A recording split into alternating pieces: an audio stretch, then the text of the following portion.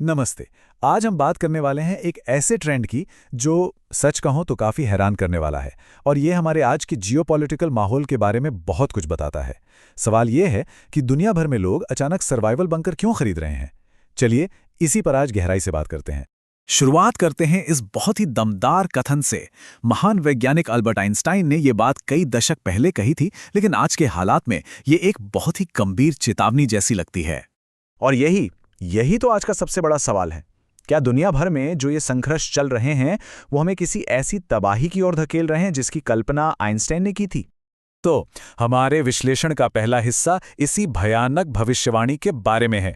देखिए, दुनिया भर में जो तनाव बढ़ रहा है उसने उन पुराने डरों को फिर से जिंदा कर दिया है जिन्हें शायद हम सोचते थे कि हम बहुत पीछे छोड़ आए हैं।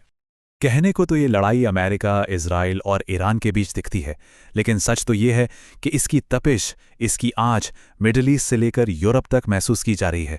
और यही संघर्ष उस डर को हवा दे रहा है जिसकी हम आज बात कर रहे हैं। अब इस डर का एक बहुत ही कह सकते हैं कि एक ठोस और थोड़ा हैरान करने वाला नतीजा सामने आ रहा है, और वो है बम शेल्टर्स यानी बंकरों का बढ़ता हुआ कारोबार। ये वाकई में दिलचस्प है कि जैसे जैसे दुनिया में टेंशन बढ़ रही है, वैसे वैसे लोग अपनी सुरक्षा के लिए जमीन के नीचे ठिकाने ढूंढ रहे हैं। ये अब सिर्फ एक खबर नहीं रही, बल्कि एक बहुत बड़ा बाजार बन चुका है। और ये डिमांड आ कहाँ से रही है? देखिए, मुख्य रूप से तो खाड़ी के देशों से, जैसे बहरीन, कतर, कुवैत और यूएई।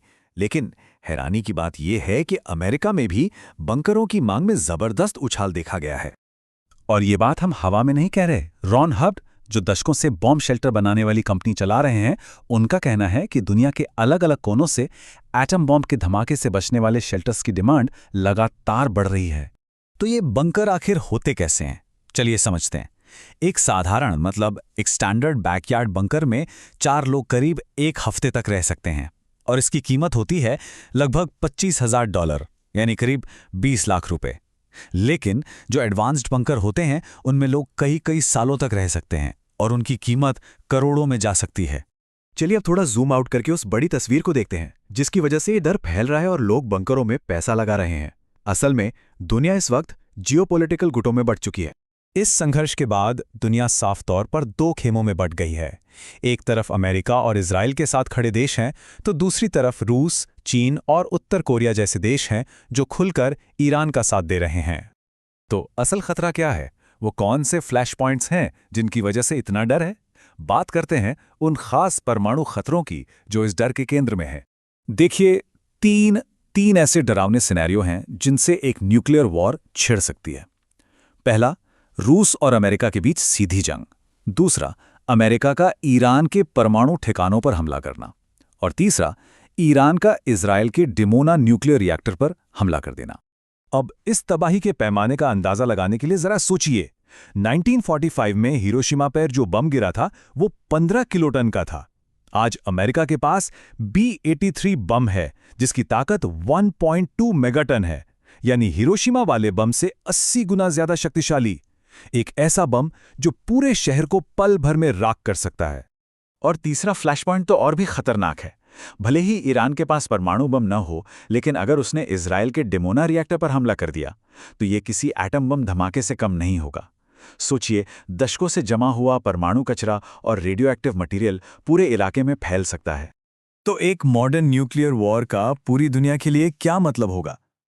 इसका असर सिर्फ लड़ने वाले देशों पर ही नहीं बल्कि हम सब पर होगा। ये जानना बहुत जरूरी है कि दुनिया के कुल परमाणु हथियारों में से 90% से भी ज्यादा सिर्फ 2 देशों के पास हैं, रूस और अमेरिका। अब जरा सोचिए, अगर इन दोनों के बीच जंग होती है तो तबाही का मंजर कैसा होगा? कल्पना से भी परे। वैज्ञानिक इसे एक नाम देते हैं, न्यूक्लियर विंटर। मतलब परमाणु धमाकों से इतना काला धुआं उठेगा कि वो पूरी धरती को एक चादर की तरह ढक लेगा। सूरज की किरणें जमीन तक नहीं पहुंच पाएंगी, तापमान बुरी तरह गिर जाएगा और करोड़ों लोगों की मौत हो सकती है। ये तबाही वैश्विक होगी। हालांकि एक छोटी सी कह सकते हैं कि अच्छी खबर भी है। दुनिया में हथियारों की संख्या कम हुई है। 1986 में जहां करीब 70,000 परमाणु हथियार थे, वहीं आज ये संख्या घटकर लगभग 12,000 रह गई है। लेकिन जितने हथियार बचे हैं वो भी एक वैश्विक तबाही लाने के लिए काफी से कहीं ज्यादा हैं। तो आखिर में सवाल यही आता है, सर्वाइवल बंकरों की ये जो होड़ लगी है, ये किस बात का इशारा है?